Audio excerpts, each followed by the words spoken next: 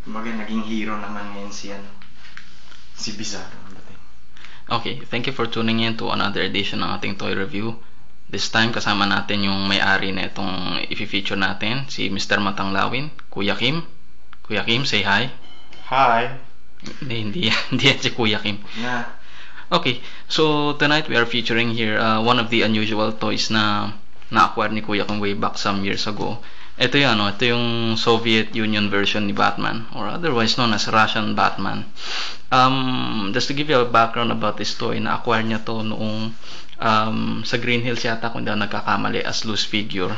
Actually set daw to with the other DC characters as in Soviet Union setup. Meron kasama siyang Superman ng Soviet Union, along with Wonder Woman ng Soviet Union, and Bizarro as well. But what makes this figure very special is, as you know, Batman is my favorite DC comic character kasi wala siyang powers, but instead he has combat skills and mga gadgets.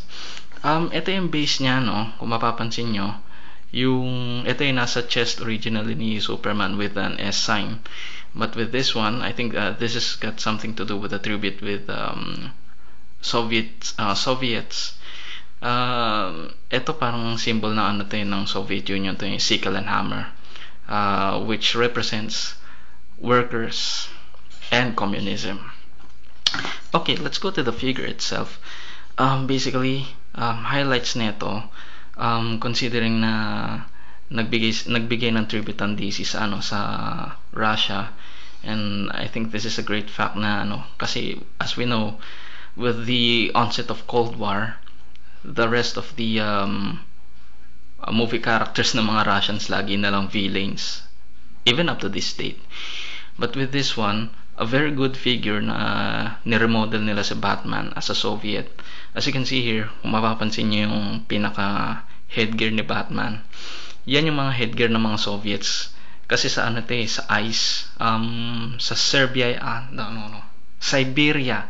Sa Siberia kasi, yun yung pinaka parang Antarctic part ng Russia. Maginaw doon kasi nga panay yelo.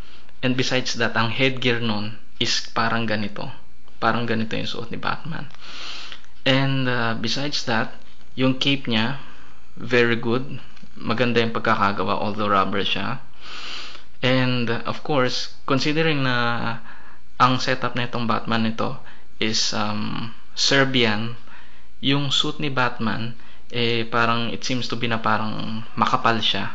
Parang siyang suited for an Antarctic setup. And one more thing here is, yung nakikita nyo itong hawak niya, ito yung parang weapon niya. At the same time, parang pangkapit to sa yellow Okay? However, on the other side, ang medyo kapansin-pansin lang dito, wala siyang masyadong points of articulation. You may articulate the arms here. Yan.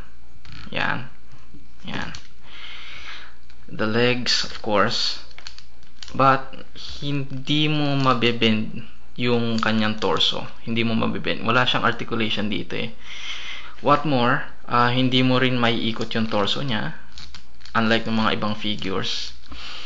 And of course, one thing that I noticed here na very good, yung paint job niya. Maganda yung paint job niya. Para siyang mga Marvel Legends ng Toy Biz. But yung kapansin-pansin dito, yung arms niya para siyang may parang may blade or something, spikes yung nasa hand niya dito. And of course, I think palagay ko mapapanood niyo rin to sa or susubaybayan niyo rin to sa mga comics. And I really like what DC had done here for the characters nila, kasi this may give tribute to the Soviet Union, considering na yung image kasi nila na parang lagi na lang villains, lagi silang lagi silang parang involved sa mga illicit activities. But for this one, it gives them a chance na somehow ma-prove na may mga superhero din sa kanila. And what makes this most special is that it was manufactured by another, it was made from another communist country, which is China.